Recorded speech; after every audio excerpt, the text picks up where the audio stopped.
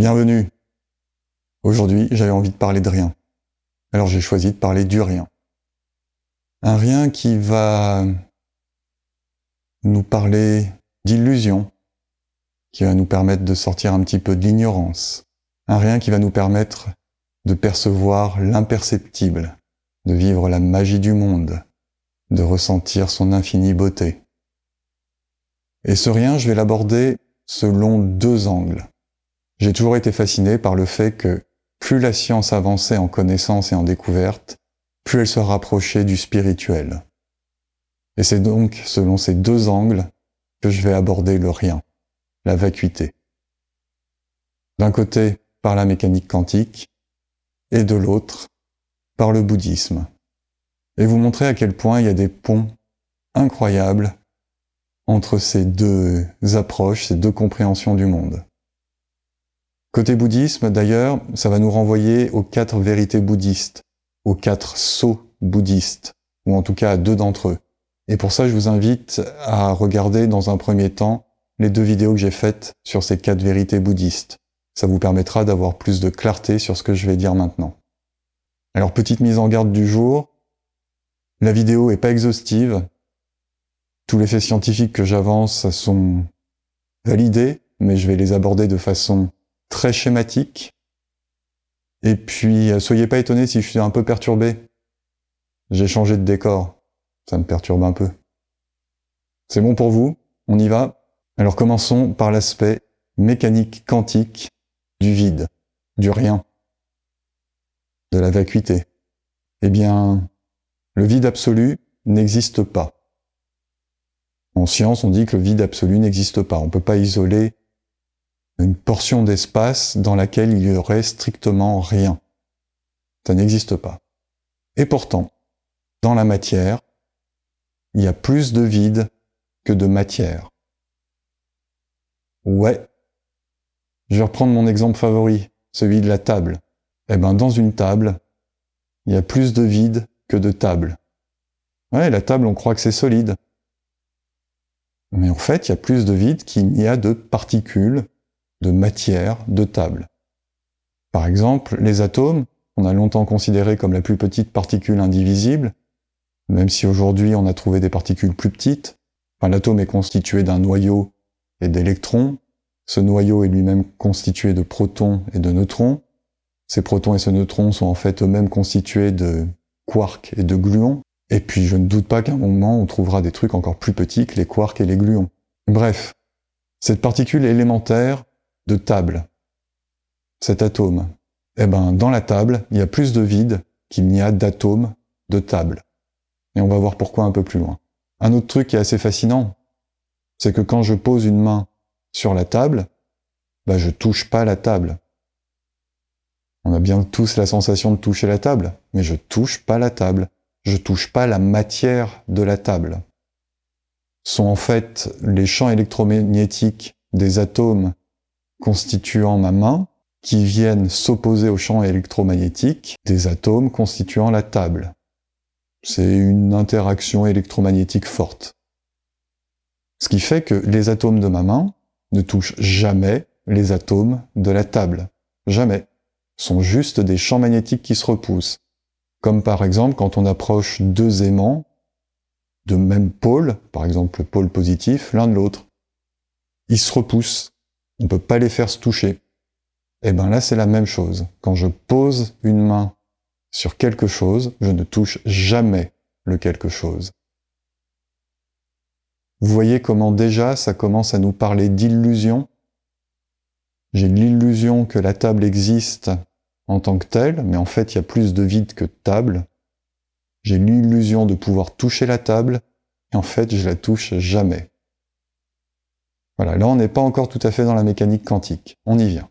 Un des pères fondateurs de la mécanique quantique était Heisenberg. Bon, il y en a eu d'autres, il y a eu De Broglie, Planck, et plein que j'oublie. Heisenberg a mis en évidence un principe d'incertitude. En gros, il a pris un électron, il l'a mis dans une chambre avec du brouillard dedans, une chambre de Wilson. Cet électron est émis d'un côté de la chambre et il est récupéré de l'autre côté de la chambre. Et en faisant ça, Heisenberg a mis en évidence qu'il était impossible de savoir avec précision à la fois la position de l'électron et à la fois sa vitesse. Ok. Vous allez me dire, qu'est-ce qu'on en a à faire? Eh bien ça nous dit que pour une particule donnée, puisque ce principe a été étendu par la suite à toutes les particules, pour une particule donnée, on n'est pas capable de dire, à un moment donné, où elle se trouve et à quelle vitesse elle se déplace. Donc quand on regarde quelque chose, non seulement on ne voit pas ce qu'il est réellement, mais en plus on n'est pas capable de dire s'il est réellement là. C'est très schématisé ce que je dis, c'est très généralisé, mais on peut le comprendre comme ça. Je regarde quelque chose, il y a plus de vide que de plein, je ne peux pas le toucher en fait, et quand je le regarde, je ne suis même pas certain qu'il soit là. Ouais. On continue? Il y a une autre expérience que j'aime beaucoup, c'est celle du photon passe-partout. C'est moi qui l'appelle comme ça. On prend à nouveau une chambre, enfin une pièce quoi, fermée. On sépare la pièce au milieu par un mur avec 2 petits trous dans le mur. D'un côté du mur, on va mettre un appareil qui émet un photon. Un photon, c'est une particule élémentaire de lumière, une unité de lumière. Et puis de l'autre côté du mur, on met un récepteur. Eh bien, quand on fait ça, qu'est-ce qu'on observe? Si c'est une particule, on s'attend à ce que le photon aille taper aléatoirement dans le mur et rebondir. Si c'est une onde, on s'attend à ce que le photon passe par l'un des trous, ou les 2 trous, et crée des interférences, puisque les trous limitent quelque part, gênent son passage. Encore une fois, c'est très schématisé ce que je vous explique là. Et qu'est-ce qu'on observe dans la réalité? On observe que le photon, il passe en même temps par les 2 trous. Une particule qui passe en même temps par les 2 trous. Ok. Donc le machin, c'est pas il fait un chemin puis il fait l'autre. C'est que simultanément, il suit les 2 chemins possibles. Waouh! On va encore un peu plus loin? Eh bien, dans cette expérience, si vous rajoutez un observateur, c'est-à-dire si vous regardez l'expérience, eh bien, le photon va changer son comportement. Ouais, il va pas se comporter de la même façon. Au lieu de passer par les 2 trous simultanément, il ne va passer que par un seul des 2. Dingue! Un photon, une particule élémentaire de lumière, si on peut l'appeler une particule, on va voir plus loin que c'est pas une particule, ça peut choisir d'agir en fonction de la présence d'un observateur ou pas. Et d'ailleurs, j'ai appelé ça particule. Cette expérience, elle a mis en évidence que le photon n'était ni une particule, ni une onde.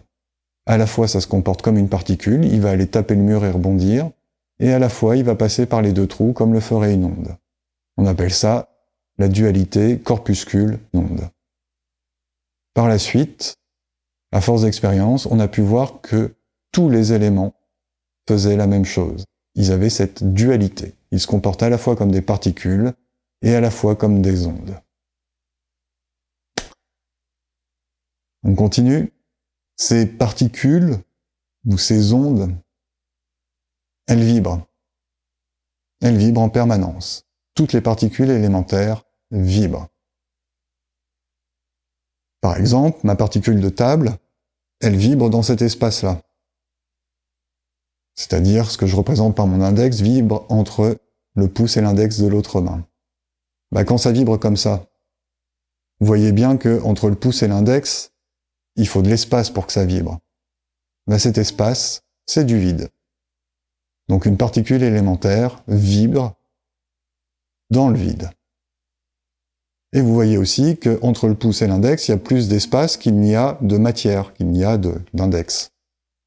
Ouais. C'est ça le vide. C'est pour ça que je dis que dans la table, il y a plus de vide que de matière. Parce que la matière a besoin de vide pour vibrer à l'intérieur. Moi, je trouve ça complètement dingue. Et c'est pourtant la réalité. La réalité telle qu'on est capable de la comprendre aujourd'hui. Je dis pas que par de nouvelles découvertes, on découvrira des trucs encore plus dingues. Tout élément chimique, donc matière, est en fait une énergie qui vibre. Une particule qui vibre. Mais cette particule, elle n'existe pas vraiment parce qu'elle se comporte à la fois comme une particule et à la fois comme une onde. Donc c'est une énergie qui vibre. Donc c'est du rien, quelque part, qui vibre au milieu de rien. Vous voyez comment les sciences nous parlent de vacuité? Moi, je trouve ça hyper intéressant. Mais vous allez voir que ça va encore plus loin. Pour le moment, qu'est-ce que ça nous dit, tout ça? Ça nous dit que ce que l'on voit, ça n'existe pas. Ça n'existe pas tel qu'on le voit. Quand je vois la table, en réalité, je regarde de l'énergie qui vibre dans du vide. Et j'appelle ça une table. Et je crois que je suis capable de la toucher. Et je crois que c'est solide, que c'est concret. En fait, pas du tout. Ça nous parle vraiment d'illusion de nos perceptions. Et ça, le bouddhisme l'avait perçu quelques siècles avant les premiers physiciens quantiques. Avant Einstein, avant Planck, De Broglie, Heisenberg, Schrödinger. Et le bouddhisme avait résumé ça par « tout est vacuité ». Et ça nous renvoie à deux des quatre vérités bouddhistes, deux des sceaux. La vacuité, ça s'appuie sur le fait que rien n'existe en et par soi-même, et que toute chose composée est impermanente. Là, on a vu sommairement, par exemple, que la table, c'est quelque chose de composé. Composé de plein d'atomes qui ne sont même pas des particules, mais qui sont des vibrations d'énergie. Donc la table, elle n'existe pas en soi et par elle-même. Ça, on l'a déjà vu, c'est acquis. Et puis elle n'est pas permanente. L'énergie étant fluctuante, la table ne durera pas éternellement. Ok, tout ça, c'est simple, c'est acquis. Qu'est-ce que ça nous dit de plus? Eh bien déjà de comprendre que là où on regarde en croyant que c'est du plein, et qu'en fait c'est du vide, que là où on touche en croyant toucher et qu'en fait on ne touche pas, ça nous dit qu'on fonctionne selon des concepts. Notre concept de la matière, par exemple, est archi faux. Et en fait, tous nos concepts sont complètement faux. Réfléchissez 2 secondes. Si notre perception et notre compréhension de la matière est fausse, qu'en est-il des concepts abstraits, tels que le plaisir, le bonheur, la peur, la colère, la souffrance? Quelle réalité ont-ils? Est-ce qu'ils existent en tant que tels, ou c'est juste le fruit d'associations issues de perceptions fausses? C'est ça que le bouddhisme veut nous apprendre par le concept de vacuité. Ce que nous percevons pour la réalité. Nous disons c'est ça la réalité, c'est réel. Et en fait, c'est juste une interprétation de ce qui est. Et d'interprétation en interprétation, on rajoute des couches, et ça fait qu'on est complètement déconnecté de ce qui est réel. Et quand on passe à des concepts abstraits, tels que les émotions, des systèmes politiques, économiques, ou que sais-je encore, et bien là, on est complètement dans l'illusion, complètement déconnecté de la réalité.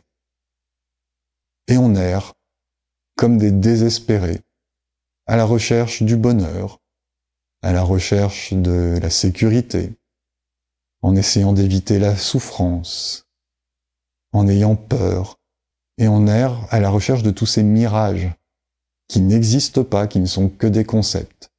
Et évidemment, on les trouve jamais. Ou quand on les trouve, ils nous filent entre les mains comme du sable fin, parce que tous ces concepts sont des mirages.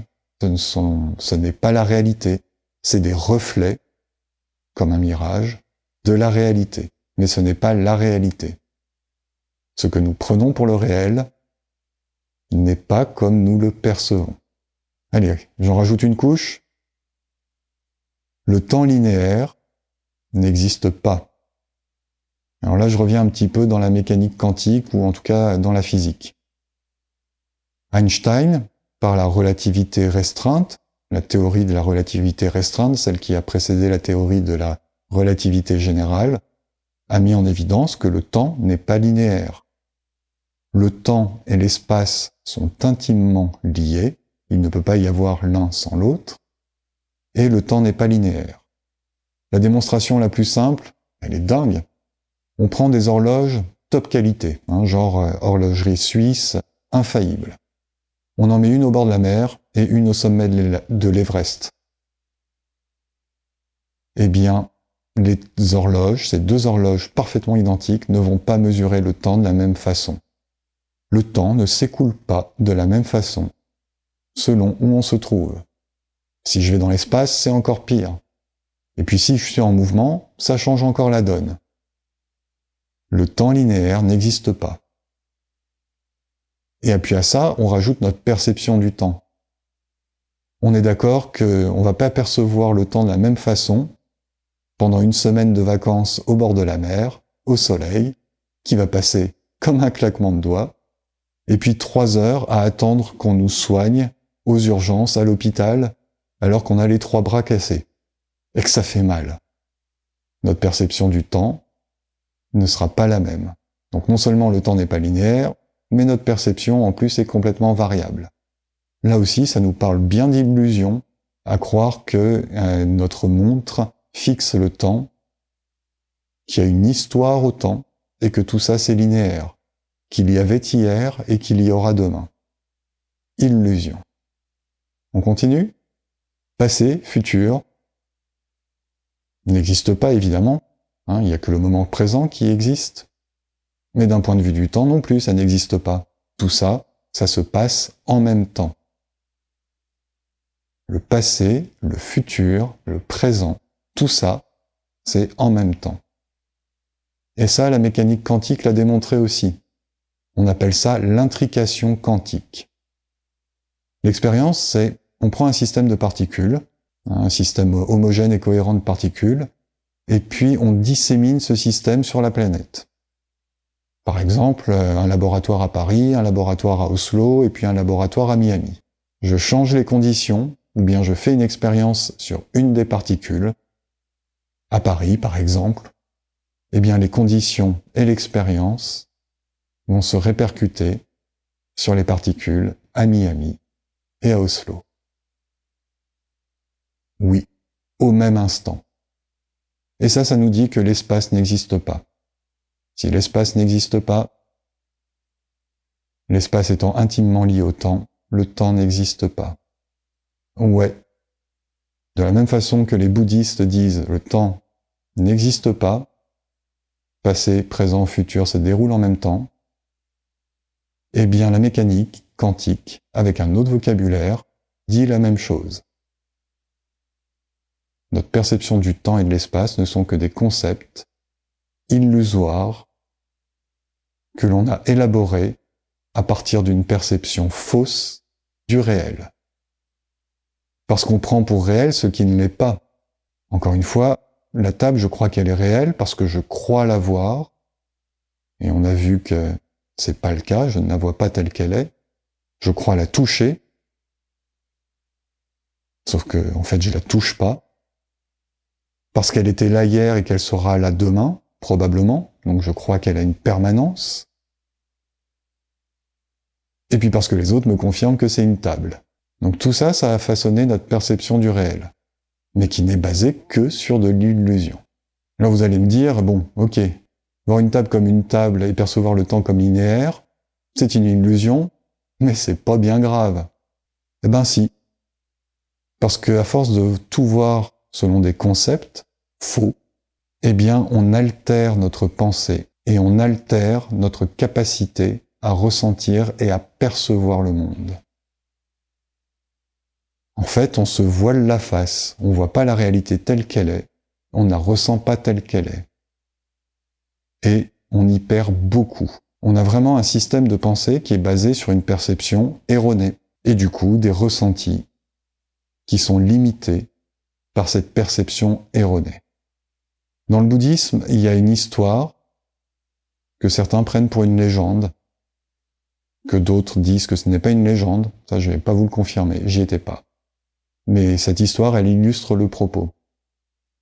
Milarepa est dans le désert et survient une tempête, gros orage. Il n'y a rien. Il voit juste une corne de yak. Un yak, c'est à peu près de la taille d'une vache. Hein. Il voit une corne de yak et il va se réfugier dedans. Ouais. Et puis comme il reste de la place, et qu'il était avec son disciple, il invite son disciple à entrer dans la corne de yak, avec lui. Ok, donc c'est de la magie en fait, hein. Milarepa, il a rapetissé ou il a agrandi la corne de yak. Mais en fait, pas du tout. Milarepa, c'était un maître. Il s'était détaché de l'illusion des concepts. L'illusion qui nous fait croire qu'on est trop grand pour rentrer dans une corne de yak. C'est en ça que notre perception erronée et limitée entraîne un système de pensée qui nous limite dans notre capacité d'agir et qui limite notre capacité à percevoir le monde. Milarepa n'a pas rapetissé, il n'a pas agrandi la corne de yak, il s'est juste détaché de l'illusion de croire qu'il était trop grand pour entrer dans une corne de yak. Détaché de l'illusion de croire qu'il était autre chose qu'une énergie en vibration. Voilà. Et notre attachement au concept, ça fait qu'on ne peut pas vivre la magie du monde. Mais par contre, on peut vivre la souffrance. Parce que le problème, il provient de notre attachement à l'illusion. Pas de l'illusion elle-même, mais du fait qu'on croit dur comme fer que la table est une table. Et par extension, on croit dur comme fer à des idées, à des concepts, à des idées politiques, à des valeurs, à son appartenance à une culture, à une religion. Tout ça, ça n'existe pas et on y croit dur comme fer. C'est notre attachement à cette illusion qui nous perd. Je vais vous donner un autre exemple sur l'illusion. Dans un de mes précédents métiers, j'ai été ingénieur du son. Aujourd'hui, quand j'écoute un disque et que j'entends la voix magnifique de la chanteuse, mais en fait, comme j'en ai l'expérience et que j'ai fait ce travail, j'entends tous les artifices qu'il y a sur la voix. J'entends le micro utilisé, le type d'acoustique utilisé, le type de matériel utilisé pour enregistrer, les effets, la réverbération, le délai, la profondeur, les corrections de justesse, les harmonisations. Voilà, j'entends tout ça. Et je peux en faire abstraction pour savoir quelle est la voix pure qui est derrière. Je peux donc sortir de l'illusion des artifices qui ont été faits pour enregistrer le disque. Eh bien, sortir de l'illusion, c'est juste ça. C'est avoir la connaissance de la réalité pour voir ce qu'est la réalité réellement. Et du coup, la vivre différemment. Et j'insiste vraiment sur le fait que, effectivement, savoir qu'on perçoit de façon erronée et incomplète une table n'a pas beaucoup d'importance. Mais c'est quand on étend ça au concept que ça devient très important. Quand on s'attache à des valeurs, à des systèmes de pensée, à la politique, quand on se laisse happer par le consumérisme, c'est-à-dire que l'on croit qu'on va trouver du bonheur en achetant 15 paires de chaussures, ou en ayant une plus grande maison, ou tel type de voiture. Tout ça, ce sont des concepts complètement illusoires. Le bouddhisme dirait que ce sont des concepts qui n'existent pas en eux-mêmes, par eux-mêmes, et qui sont soumis à l'impermanence, qui sont donc vides d'existence réelle. Et nous, on s'y attache comme s'ils étaient parfaitement réels, comme si c'était vraiment nécessaire d'avoir un écran de télé par pièce dans une maison, ou même ne serait-ce qu'un seul écran de télé. Comme si c'était parfaitement nécessaire de suivre un modèle pour être heureux. Tout ça, c'est de l'illusion. Ces concepts ne reflètent pas la réalité. C'est juste des concepts, des inventions. Donc ce qui nous fait souffrir, ce ne sont pas les concepts eux-mêmes, c'est notre attachement à les croire comme réels, et notre attachement à essayer de les vivre, de courir après les mirages. C'est vraiment comme si nous vivions un rêve éveillé, temporaire, et que nous croyons que ce rêve, c'est la réalité. Vous avez maintenant compris que comprendre la vacuité, ça permet le détachement, le lâcher-prise. Et ça va nous épargner un paquet de souffrances. Ça va peut-être même nous permettre de comprendre que rien n'est réel au sens auquel nous l'entendons d'habitude, et que la souffrance se base sur des illusions. Et même peut-être qu'il n'y a jamais eu de souffrance. Ouais, la vacuité, ça nous mène à comprendre qu'il n'y a jamais eu de souffrance. Toute la souffrance est une illusion, basée sur d'autres illusions. Et ça va nous permettre de vivre ce que l'on souhaite se faire vivre. Parce qu'on est conscient que rien n'est réel au sens auquel on l'a appris. Évidemment que la table, elle est là, mais je la perçois mal. J'ai une illusion de perception. La vacuité, c'est pas dire que rien n'existe, c'est juste dire que nous percevons mal et qu'il ne sert à rien de s'attacher à cette perception erronée. Et ça va vraiment nous permettre de vivre la magie du monde. Comme Milarepa qui va se cacher dans sa corne de yak. Ça augmente les possibles. En tout cas, je vous invite à méditer sur l'illusion visuelle et puis sur l'illusion des concepts auxquels nous nous attachons. Méditer, les détricoter jusqu'à ce qu'il ne reste plus rien. Nous rendre compte que tout ça, c'est de l'illusion. Et puis méditer sur les étiquettes, les valeurs, les jugements, les systèmes de pensée, les valeurs politiques, les valeurs religieuses, même morales, et voir à quel point tout ça, c'est des concepts complètement vides, complètement irréels. Et comprendre que tout ça, ça n'existe que de la façon de laquelle nous le regardons. C'est ça que ça dit l'illusion. Les choses n'existent que de la façon de laquelle nous les regardons. C'est ça la vacuité. Rien n'existe en et par soi-même de façon permanente. Et tout n'existe que de la façon dans laquelle nous le regardons. Changer de vie, c'est simple. Il suffit de changer de façon de regarder. Un vaste programme, et ça j'aurai l'occasion d'y revenir de nombreuses façons dans d'autres vidéos.